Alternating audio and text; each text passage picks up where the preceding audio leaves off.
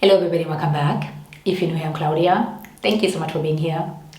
Last year I made a video on liposomal vitamin C, which is something I have been taking for quite a while now. I had made the video because a couple of you saw me take my liposomal vitamin C in another video and wanted to know more about it. So I made a quick video, not thinking anybody would watch it, and the video actually became quite popular. Below the video, aside from asking if liposomal vitamin C helps with immunity, which right now is quite important, the other question I got quite frequently was, does liposomal vitamin C help improve the health of your skin? Does it help with anti-aging? In other words, does it help with collagen production? So in today's video, we're going to take a look at vitamin C supplementation, more specifically liposomal vitamin C supplementation and collagen production. At the end of this video, I'm also going to show you, for those of you who are interested, how to make your own liposomal vitamin C very easily and very cheaply at home.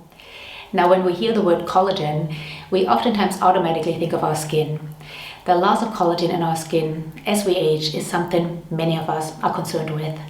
However, collagen is not just found in our skin, but in our bones, ligaments, tendons, joints, our connective tissue. Collagen is the main structural component of our connective tissue.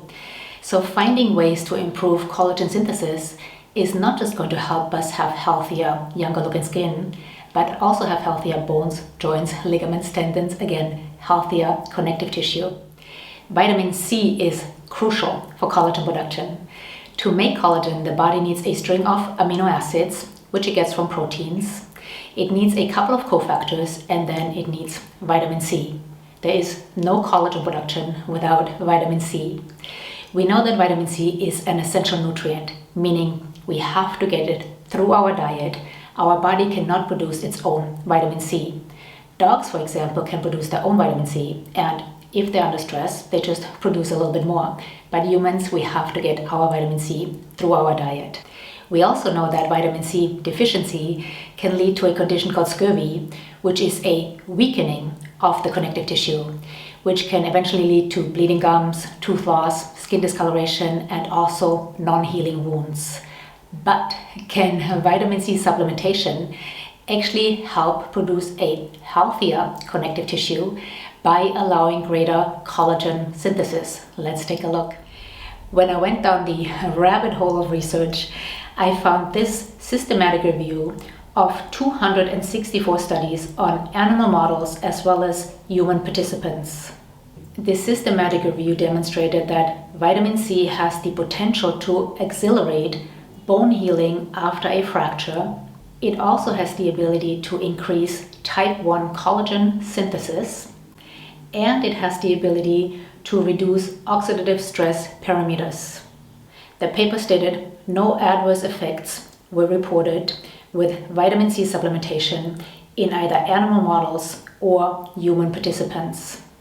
So once more, as you can see in this illustration, the most important findings of this systematic review were that there is preclinical evidence that vitamin C supplementation accelerates bone healing after fracture, it increases type 1 collagen synthesis, and it reduces oxidative stress parameters. So looking at this systematic review of 264 studies, it does seem like it might be a good idea to take a vitamin C supplement to improve collagen synthesis and therefore improve the health of our connective tissue. And as we said earlier, of course, vitamin C is an essential nutrient, meaning we have to get it from our diet. Our body cannot produce it itself. And though I take my share of supplements, I do believe that it is best to get the bulk of our nutrients from whole foods. So if you don't want to take a vitamin C supplement, I do believe that as long as you eat enough fruits and vegetables, you will get your vitamin C needs met.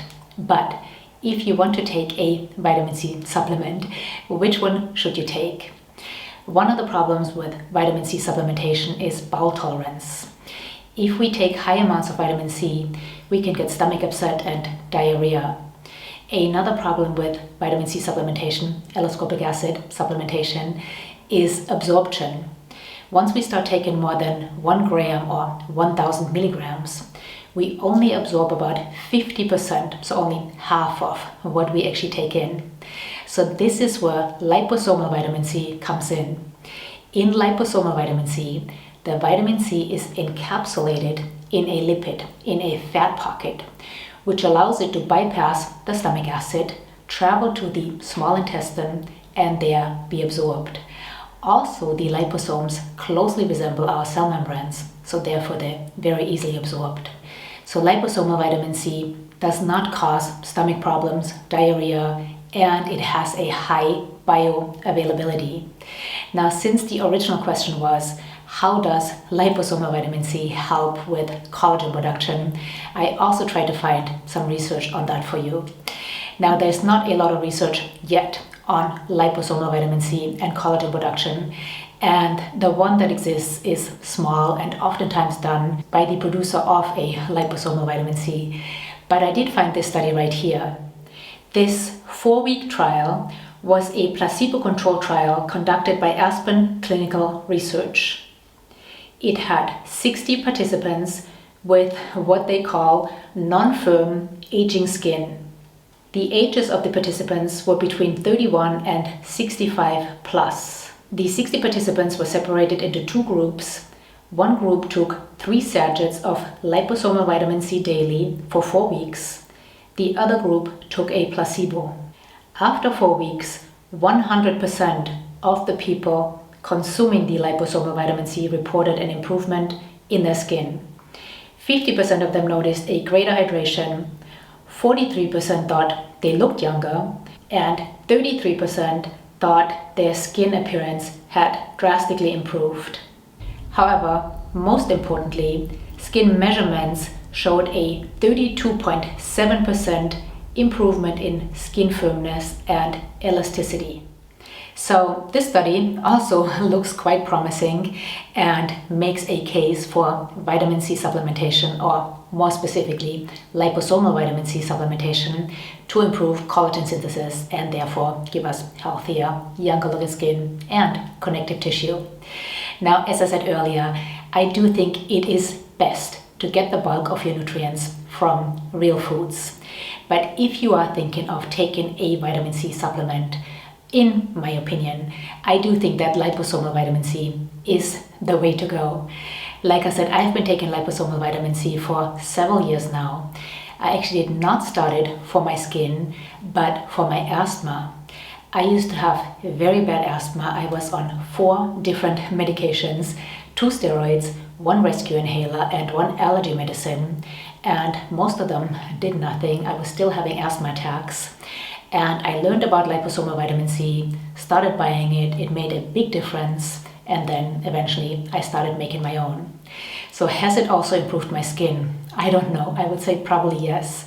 But like I said, I started taking it for my asthma and it has done wonders for it, and I have not taken any asthma medication for years now. So I hope that this was helpful. As I said, if you're interested, after this I'm going to show you how you can make your own liposomal vitamin C really easily and really cheaply. And if you're not interested in that, then you can turn this video off now. Thank you so much for watching. Any questions or comments, leave them down below. And that's it. Again, thank you for watching. If you want to know how to make your own liposomal vitamin C, stay tuned. Bye.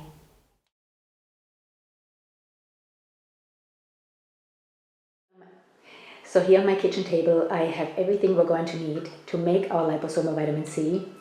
I have an ultrasonic machine, which is not necessary, but it does give you a better encapsulation. And that's what we want when we are making liposomal vitamin C. We want the vitamin C to be encapsulated in the liposome. So using an ultrasonic machine will give you a better encapsulation. However, if you're new to making vitamin C, I would say don't worry about it right now. Make some liposomal vitamin C without the ultrasonic machine. And if it is something you can see yourself making all the time, you can still invest in an ultrasonic machine. The one I have right here was not that expensive. I think it was about $150. I will link the model down below in the description box. We need a glass beaker, a scale, a blender, And I have a special blender just to make liposomal vitamin C. I don't want to use my Ninja for it because it is hard to clean. And also this blender fits well in my fridge, which you will see in a second why that is important. Then of course we need some vitamin C powder, and I prefer sodium ascorbate. However, you can use ascorbic acid. We need some lecithin granules or powder, but not liquid lecithin. That's really important. And I prefer soy lecithin. The only reason I prefer soy lecithin over sunflower lecithin, which is also something you can use, but the sunflower lecithin tastes even worse than the soy lecithin. Neither of them taste particularly good, but the soy lecithin is a little bit better tasting than the sunflower lecithin. And this brand right here is the only one I was able to find which is non-GMO, and that's important when we're using soy products. We want to make sure that they are non-GMO and or organic. Then we also need some distilled water and some alcohol. Now, several of you asked me, is the alcohol necessary? In my opinion, yes. Alcohol is an emulsifier, and we're trying to mix basically oil and water. And of course, the two don't want to mix. So alcohol is an emulsifier, and it is also a preservative. So in my opinion, yes, the alcohol is necessary. However, I cut the alcohol down in my recipe to be about 4%, which is really not a lot at all. Most liposomal vitamin Cs you can find in the store are about 12% alcohol content. So 4%, in my opinion, is not something to worry about, and most of it evaporates. I am actually a lightweight when it comes to alcohol, and I take quite a bit of liposomal vitamin C, and I've never had a problem. So let's make some liposomal vitamin C. So first we're going to measure everything out. I'm going to put my empty beaker on the scale and then make sure I'm setting it so it does not measure the glass. So I have it on 0 grams right now. And then we're going to add our vitamin C. And I'm measuring out 176 grams of vitamin C.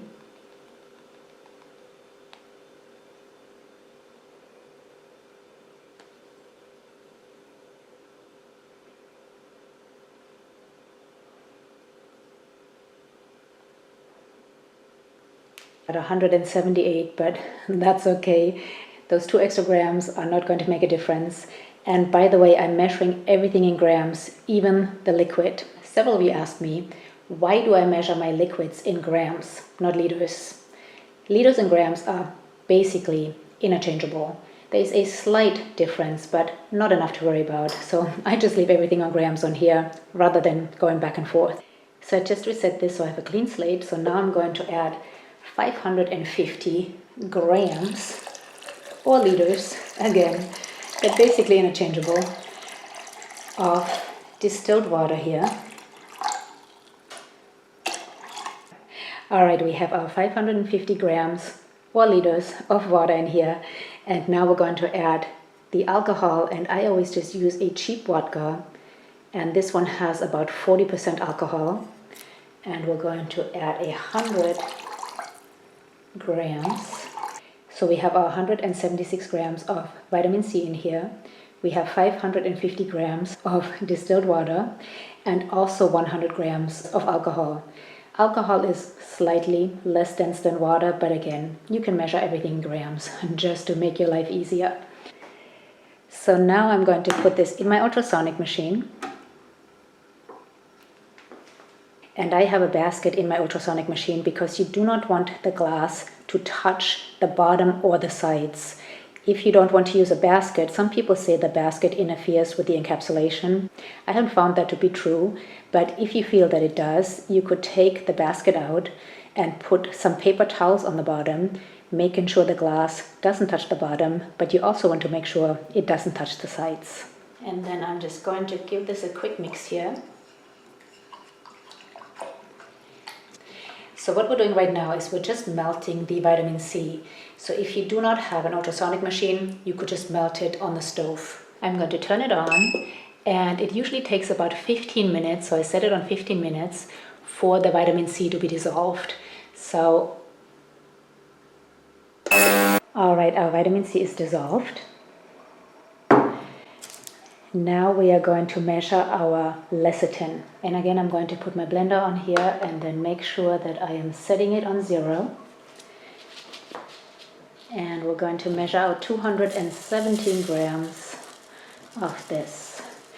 Now, all of this seems quite complicated when you're watching it or making it for the first time, but I make this right now probably every other week because my husband started taking it as well.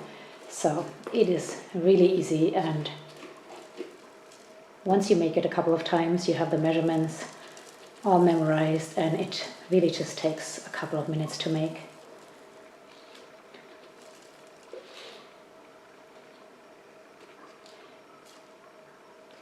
Here we go. Now we're going to add our vitamin C.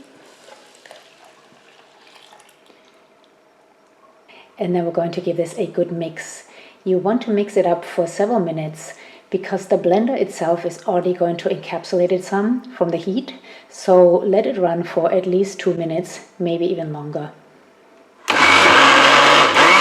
I just let this run for about 5 minutes, and now I'm going to put it in the fridge, and I will leave it in there for a couple of hours, then blend it again and put it back in the fridge.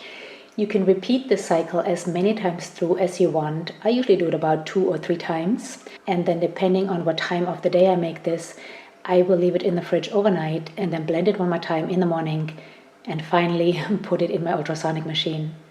But if you make this early in the morning, you could do all of it in one day.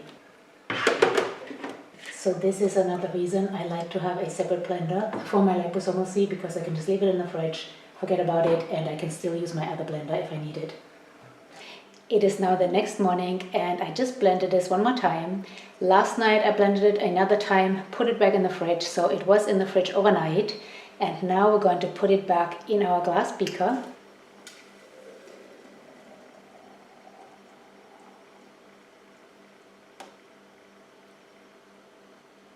And then I'm going to cover this up with some saran wrap.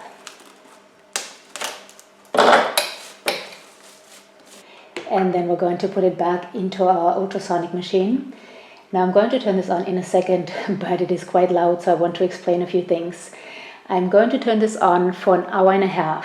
However, I need to keep an eye on the temperature. It is a cold day here today, so I probably don't have to worry about it. This machine has a temperature gauge right here, and I want to make sure that it doesn't go over 36 degrees Celsius, and I will put in the description box what that is in Fahrenheit. But you want to make sure to not go over 36 degrees Celsius, because over 36 degrees Celsius the vitamin C degrades. So we just want to keep an eye on that.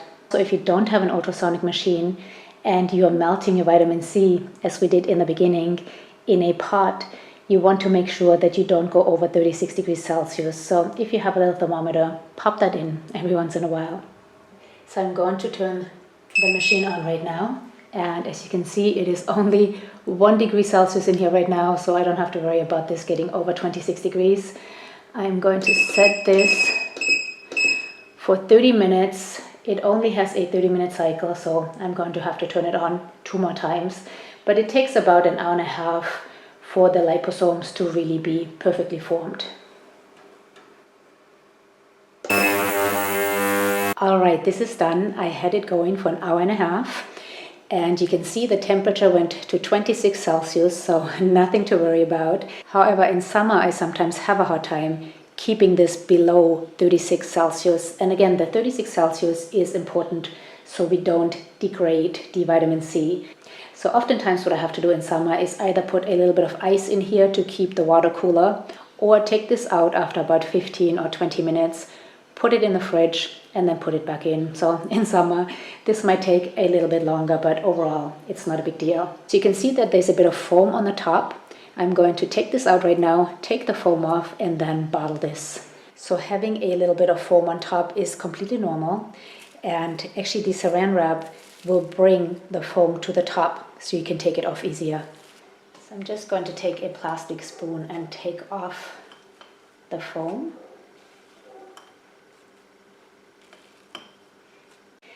And now we can bottle it. And you can see this one turned out quite runny. I have noticed since I'm using this soy lecithin, the non-GMO lecithin, that my mixture is a lot more runny than when I use a soy lecithin I get here at the pharmacy. Now honestly, I prefer it a little bit thicker because it doesn't taste quite as badly as the thinner one. The thinner one mixes a bit more with the orange juice I put it in, versus the thicker one just stays sort of its self-contained unit and doesn't mix with the orange juice. So I do prefer it a bit thicker, but since using this non-GMO soy lecithin, that's just how it has turned out, a little bit thinner. But we still have a beautiful encapsulation of the vitamin C here and a almost whole liter of liposomal vitamin C. And voila, we have our liposomal vitamin C. Now you want to store this in the fridge and it will keep for several months. The alcohol in here is not just an emulsifier, it also serves as a preservative, so it will keep for several months. I take 3 tablespoons a day on a regular basis. If I feel like I'm coming down with something, I might take a little bit more, but on a regular basis I take 3 tablespoons, which comes out to about 5 grams or 5,000 milligrams of vitamin C. And taking 3 tablespoons a day, this lasts me for about a month. So like I said, you want to store this in the fridge and it will keep for quite a while. So I know this looks complicated to make, but really, I make this at least once a month. Now that my husband started using it as well, I make it more frequently. It takes a couple of minutes. Once you put it in your ultrasonic machine, you just walk away. And like I said, if you don't want to use an ultrasonic machine, you just go through the blending process a few times and then bottle it. So I hope that this was helpful. I really think making it yourself is worthwhile and it is so much more cost effective. But I will link a few brands down below in the description box, which I have tried and think are pretty good. So again, I hope that this was helpful. Thank you so much for watching. Bye.